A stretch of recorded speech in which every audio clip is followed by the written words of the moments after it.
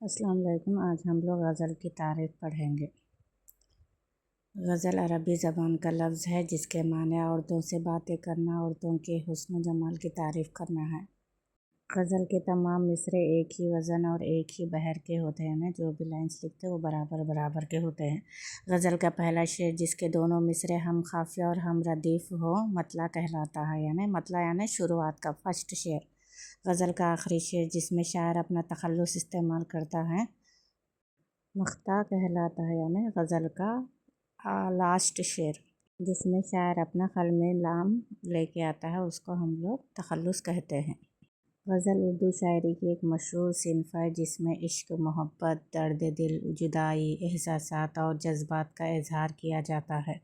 غزل کئی اشعار پر مشتمل ہوتی ہے اور ہر شعر الگ معنی رکھتا ہے، لیکن پوری غزل کا موضوع اکثر محبت اور دل کی کیفیت کے ارد گرد ہوتا ہے۔ غزل کے پہلے شعر کو مطلع کہتے ہیں، آخری شعر جس میں شاعر اپنا نام یا تخلص استعمال کرتا ہے اسے مقطع کہتے ہیں۔ غزل کا ہر شعر ہم قافیہ اور ہم ردیف ہوتا ہے۔ قافیہ شاعری کی وہ ترتیب ہے جس میں غزل یا نظم کے ہر شعر کے آخر میں ردیف سے پہلے آنے والے الفاظ کی آواز ایک جیسی ہوتی ہے، یعنی ایسے الفاظ جو آواز میں ہم آہنگ ہوں اور سننے میں ایک جیسے لگیں انہیں قافیہ کہا جاتا ہے۔ قافیہ شعری حسن بڑھاتا ہے اور اشعار کو باہم جوڑتا ہے۔ یہاں پہ مثال دیکھیے قافیہ کی: کوئی امید بر نہیں آتی، کوئی صورت نظر نہیں آتی، موت کی نیند سب کو سلاتی ہے۔ اس مثال میں ردیف کیا ہے؟ آتی آتی آتی، جو سیم ہے وہ ردیف ہے۔ قافیہ کیا ہے؟ اس میں بر، نظر اور سلاتی، یہ پورے کیا ہے؟ قافیہ ہے، ٹھیک ہے۔ ردیف کی تعریف: غزل میں ہر شعر کے آخر میں بالکل ایک جیسے الفاظ جو بار بار دہرائے جائیں انہیں ردیف کہتے ہیں، جیسے کوئی امید بر نہیں آتی، کوئی صورت نظر نہیں آتی، اس میں ردیف آتی آتی ہے وہ ردیف ہے۔ تخلص شاعری کا ادبی نام ہے یا پہچان ہوتا ہے جو وہ اپنی غزل کے آخری شعر مقطع میں لکھتا ہے۔ اس سے پتہ چلتا ہے کہ شعر کس شاعر کا ہے۔ مثال کے طور پر: بندہ ہوں اپنے آپ کا، غالب میں کیا کہوں، ہوتا ہے عشق غالب جس پہ فخر ہو۔ اس میں تخلص غالب ہے۔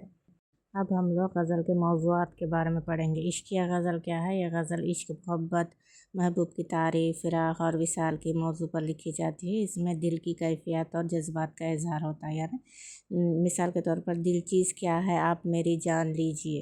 حزنیہ غزل یعنی غم کی غزل، اس میں دکھ، درد، تنہائی، مایوسی اور جدائی کے احساسات بیان کیے جاتے ہیں۔ مثال کے طور پر: کوئی امید بر نہیں آتی، کوئی صورت نظر نہیں آتی۔ اخلاقی غزل کسے کہتے ہیں؟ اس غزل میں اخلاق، نصیحت، انسانیت، بھلائی اور زندگی کے اصول بیان کیے جاتے ہیں۔ صوفیانہ غزل: صوفیانہ غزل میں روحانیت، خدا کی محبت، معرفت اور تصوف کے خیالات شامل ہوتے ہیں۔ مثال: نہ تھا کچھ تو خدا تھا، کچھ نہ ہوتا تو خدا ہوتا۔ فلسفیانہ غزل کسے کہتے ہیں؟ اس میں زندگی، تقدیر، وقت اور کائنات کے فلسفے پر گفتگو ہوتی ہے، اس کو ہم لوگ فلسفیانہ غزل کہتے ہیں۔ یہاں پہ دیکھیں موضوعات اور قسم۔ عشقیہ کیا ہے؟ محبت، وصال، فراق۔ حزنیہ غم، دکھ اور مایوسی۔ اخلاقی غزل اخلاق اور نصیحت۔ صوفیانہ غزل روحانیت اور خدا کی محبت۔ فلسفیانہ غزل فلسفہ اور نظریات پہ ہوتی۔ سیاسی غزل کسے کہتے ہیں؟ قوم پرستی اور سیاست۔ جدید غزل جو جدید دور کے مسائل ہے اس کو بیان کرنا جدید غزل کہلاتا ہے۔